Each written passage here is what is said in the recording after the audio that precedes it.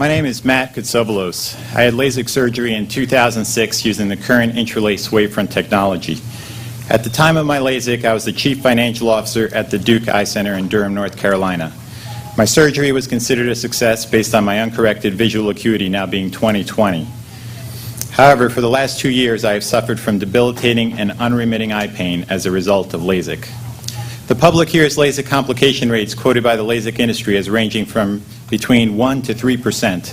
What the public doesn't know, because the LASIK industry markets this surgery in a most unethical way, is that the complication rate is likely in the 20 to 30% range. Data from the F.D.A. clinical trials for LASIK reveals that the F.D.A. allows laser manufacturers to hide complications such as dry eyes and impaired night vision by reporting these as, quote, symptoms. The overall percentage of patients reporting these complications in the F.D.A. trials is approximately 20%. In April 2007, researchers from Ohio State University College of Optometry published results from a review of F.D.A. clinical trials of the 12 lasers approved for LASIK between 1998 and 2004, including newer wavefront technology.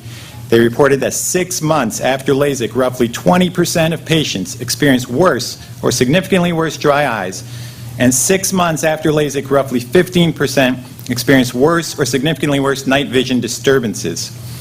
Recently, the LASIK industry has hired a media consulting firm and has mass circulated results of a global LASIK patient satisfaction rate of 95.4%. The LASIK industry wants the public to believe that a high satisfaction rate indicates a low complication rate. However, being satisfied with one's visual outcome and being free of complications are two entirely different matters.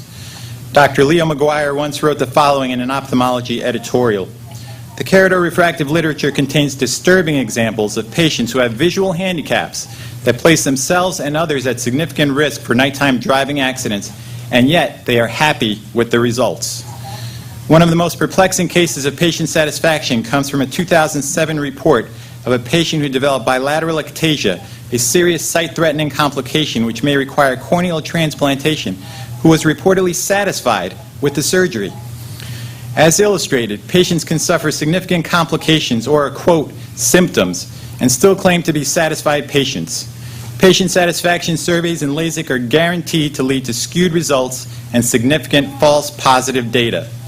In addition, there is enough evidence for the FDA to investigate that shows the effects of devastating and irreversible physical complications from bad LASIK outcomes often leads to clinical depression. Clinical depression can lead to suicidal ideation. The link between bad LASIK outcomes and suicidal ideation is real. The link is further evidenced by true stories of LASIK patients taking their own lives and leaving suicide notes behind that detail their struggles due to debilitating post-LASIK complications. I have met plenty of people who are depressed and considering suicide because of complications that are currently buried in the device labeling and classified as symptoms or side effects. How is it that patients want to commit suicide because of side effects? Can the panel before us today explain this? Why was there no research into what constitutes a symptom and what constitutes a complication? Was it so that the LASIK industry could obtain approval for medical devices that otherwise would never have seen the light of day? Patients do not want to continue to exist as helpless victims with no solutions and no voice. The LASIK industry wants to use the upcoming quality of life study that will not commence until sometime in 2009 to stall for an extended period of time. The time for stalling is over. I urge the FDA advisory panel to recommend placing a moratorium on LASIK until a proper comprehensive study of long-term LASIK patient complications and symptoms, including clinical depression, is completed. I ask the FDA to change the labeling for lasers for LASIK once this moratorium is lifted, to report dry eyes and night vision disturbances as complications and not symptoms. Both of these so-called symptoms can last for a patient's entire post-LASIK lifetime. Those who are familiar with the phenomena of deep capture understand that over time, regulatory agencies end up being controlled by the very industries they are supposed to regulate. The FDA is now controlled and works for the benefit of the LASIK surgeons and LASIK manufacturers. This is easily illustrated by an ASCRS press release on April 7, 2008, a full 2 weeks before today's hearing.